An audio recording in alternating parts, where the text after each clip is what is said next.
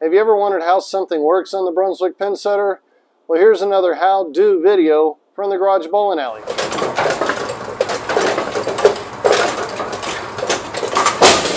If you ever wondered how the Brunswick pinsetter indexes, this video is for you. Okay, here's how the turret releases. So you got this black roller right here, follows the cam on the bottom of the turret. You got this little guy right here that pivots back and forth whenever I hit the trip pedal. Now if you watch that black roller, I'm going to hit the trip lever there and see how it unlocks that silver roller right there, and it will allow it to move. I got to do this while I got no power on. Advance it. You see how that black roller comes up and is riding the upper part of the cam now over there? It also is connected to this guy right here. I'm going to roll it backwards and let the cam go back down into the lobe. See how that goes up? Every time it follows the cam and rides the upper part, inversely this arm will pull down. This is what locks and unlocks the pin gate. That's your pin gate action right here, and it pivots here in the middle. So it goes up here, but down back here.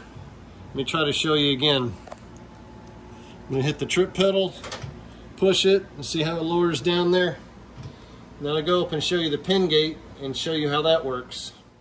And then this is the upper part. As that cam rides the upper part of the lobe, it pivots and this part lowers down, that arm that I just showed you. I'm going to bring it back and let the cam sit in the lobe and drop. If you pivot, it drops because the front part raises, the back part drops. And then what that does, this is your pin gate latch. This is your pin gate here. This is where it locks. Now the pin gate's locked. The pin cannot go over that. Let me unlock it back here and show you the pin gate. Here's the pin gate here that's attached to the top. When the pin goes over, it knocks this lever out. Right there. So now the pin gate's locked, and it won't let another pin go over the pin gate until you trip the turret with the pin. And then it's going to go through the motion of dropping, and then raises that pin gate back up out of the way, comes around the next pin, and pin gate's free to move. And what it does is it knocks that little, or like pin gate strap I call it, it pushes that out, and then the little latch up here will drop. Watch that.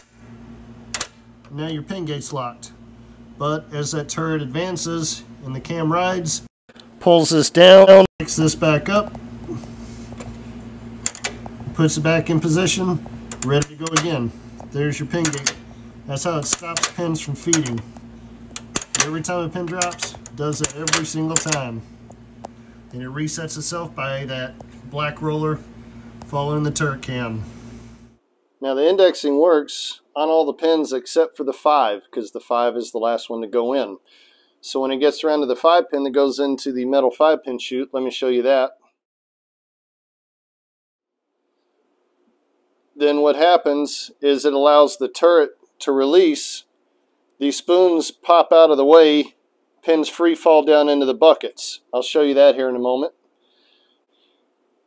There's this gear right down here, that's the turret clutch.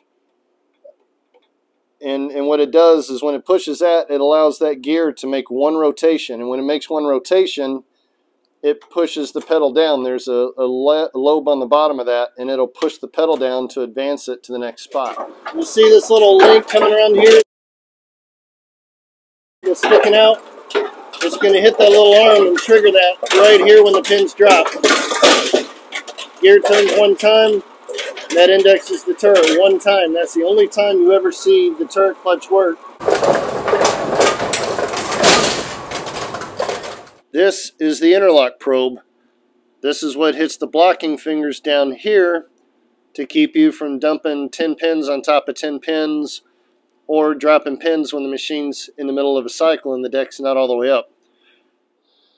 Now right here below the trip lever, which is right here, you have these 2 blocking fingers. And the one right here is controlled by the height of the machine. Whenever it's down, this guy right here will push on this once it comes back up. It's connected to the deck lift shaft. So when the deck rises, that'll come back up and push that, which will raise that one blocking finger. And here you notice the machine cycling. It's going to want to drop 10 pins, but it won't until the machine's all the way up. It'll drop in, it'll wait, and when the machine's all the way to its top, then the pins will fall. Now the other blocking finger on the other side right here is the one that keeps you from dropping 10 pins into the deck while you already have 10 in there. Now if you notice when it comes around, it's already got 10 pins. It's going to have 10 more, and it's not going to drop 10 pins because that blocking finger is keeping it from dropping them. And it always will unlock when the machine is down like it is right now, setting a new set of pins on the lane. Right here is the long link, and it's hit by this little cam on the bottom of the turret.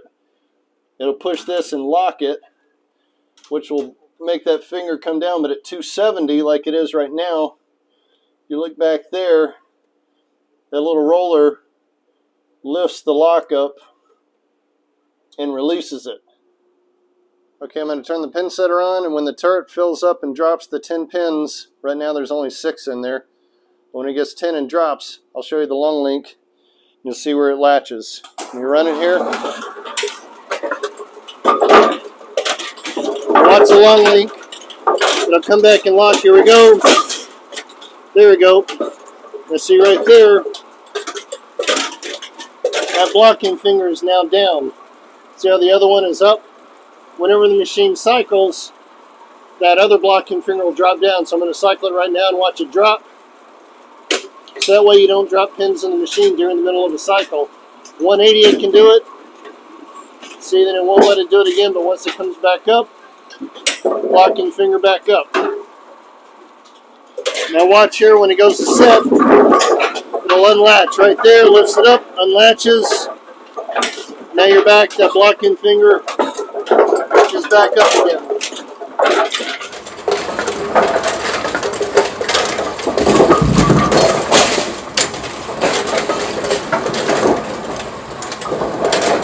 Hey, I hope you enjoyed that video and picked up something from it. A lot of our videos come by request, so send us yours. Look for us on Facebook under Garage Bowling Alley.